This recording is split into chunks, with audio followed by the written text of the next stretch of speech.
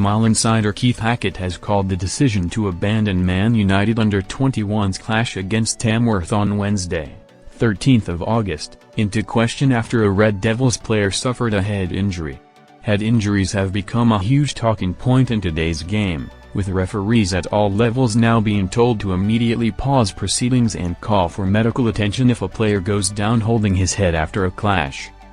The seriousness of potential blows to a player's head has increased tenfold in recent times, and referee Ross Martin saw fit to abandon Man United U21's National League Cup tie against Tamworth on Wednesday after Red Devils man Sekou Kone had to go off on a stretcher. View Instagram post. Martin did not give a reason for the game being called off at the time, and it is unclear whether he felt the game needed to stop due to the seriousness of the midfielder's problem, or other factors such as a lack of medical staff able to give treatment if another player was injured. Sekou Kone suffers head injury in Man United Cup tie. This article contains exclusive comments from ex-PGMOL chief, FIFA official, and former professional referee Keith Hackett. United's youth side travelled to Tamworth on Wednesday for their opening clash of the 2025-26 National League Cup, which sees non-league teams pitted against some of the country's best U21 players.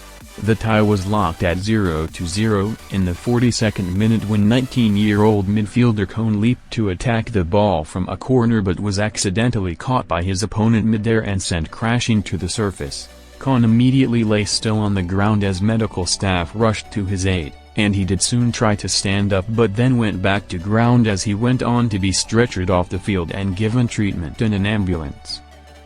Referee Ross Martin blew for half-time while he was still receiving treatment, and then chose to abandon the game before the restart due to the severity of the injury. Man United later tweeted an update on Kone's condition, saying, "Sekou is conscious, stable and communicating with United's medical team. He has been taken to hospital as a precaution for further checks." Keith Hackett questions the referee's decision after Kone blow.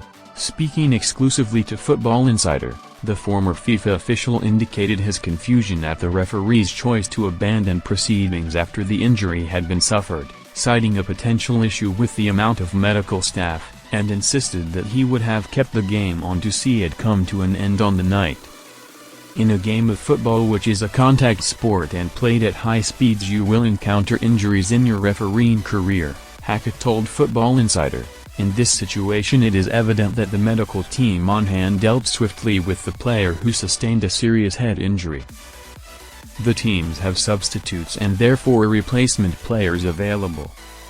The referee needs to take into account that spectators have traveled to the game and want to see it come to a conclusion.